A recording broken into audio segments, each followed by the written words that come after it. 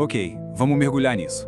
A gente costuma ter uma ideia bem clara do que é a universidade, certo? É um lugar para aprender, para desenvolver o pensamento, arrumar um bom emprego. Mas e se o propósito mais profundo de uma faculdade não tiver quase nada a ver com o que acontece de fato na sala de aula? É exatamente isso que a gente vai investigar aqui. O que é esse tal de currículo oculto da vida universitária? E a ideia central que a gente vai explorar é essa aqui. De um lado, a percepção comum. A universidade é sobre o intelecto, sobre fatos, teorias. Mas o argumento que vamos analisar hoje é muito mais radical e está ali na segunda coluna. A verdadeira função da universidade é formar os nossos desejos.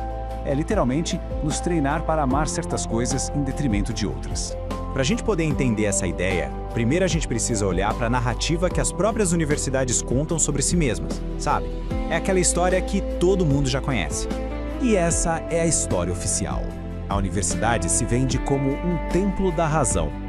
Um lugar livre de dogmas, focado só em transmitir conhecimento e afiar a nossa mente para o pensamento crítico. Um espaço neutro.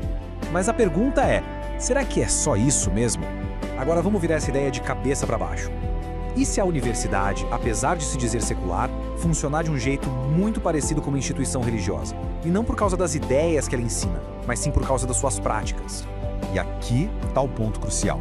A tese é que o poder de transformar alguém, que a universidade tem, não vem tanto do currículo acadêmico, mas dos rituais, das rotinas, dos hábitos que ela coloca nos estudantes dia após dia.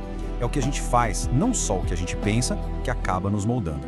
Agora, o que é realmente interessante é este conceito, liturgias universitárias. Pensa só, num contexto religioso, uma liturgia é um ritual público que molda a fé da comunidade, né? A ideia aqui é que a universidade tem as suas próprias liturgias seculares, práticas que, sem que a gente nem perceba, ensinam o que valorizar, o que buscar e que tipo de pessoa devemos nos tornar. Bom, se a universidade está nos formando através dessas liturgias, então a pergunta mais importante não é o que ela nos ensina. A pergunta passa a ser para qual visão de vida boa ela está nos treinando.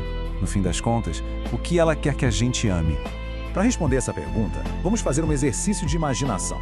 Vamos tentar olhar para a vida universitária como um estranho, sabe? Como um antropólogo de Marte, que não tem nenhuma ideia pré-concebida sobre o que está vendo. O que ele observaria? Primeiro, esse nosso marciano veria o lado oficial, a tal da universidade acadêmica. Os lugares do conhecimento, da pesquisa, do estudo. Basicamente, é a universidade que aparece nos folhetos de propaganda. Mas, logo em seguida, ele veria todo um outro ecossistema. Ele notaria que a maior parte da vida de um estudante não acontece na biblioteca, mas sim nos dormitórios, nos estádios, nas festas. Ele veria que essa é a universidade litúrgica, o lugar onde a verdadeira formação acontece. E essa é a conclusão genial do nosso antropólogo. Esses espaços não são só um complemento da vida acadêmica, de jeito nenhum. Eles são, na verdade, o centro de um currículo não oficial, projetado para moldar os afetos, as ambições e os desejos dos estudantes. Quer ver como isso funciona na prática? Um exemplo perfeito: a semana de recepção dos calouros. Aquilo não é só uma orientação, é um rito de passagem poderosíssimo. Primeiro, vem a imersão total na cultura do campus. Depois, uma ruptura com a vida anterior, com a família, com os amigos de casa.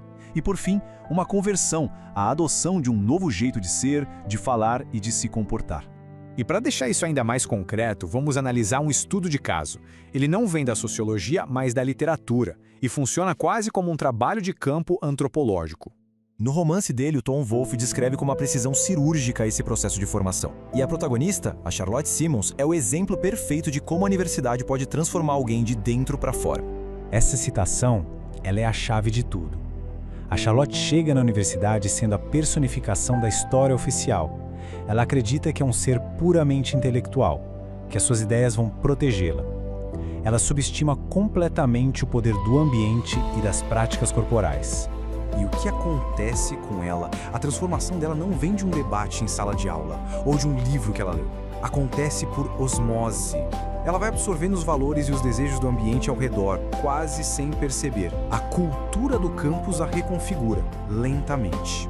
No final, ela não é mais a mesma pessoa. E ela não foi convencida por argumentos, ela foi transformada pelos rituais da vida universitária.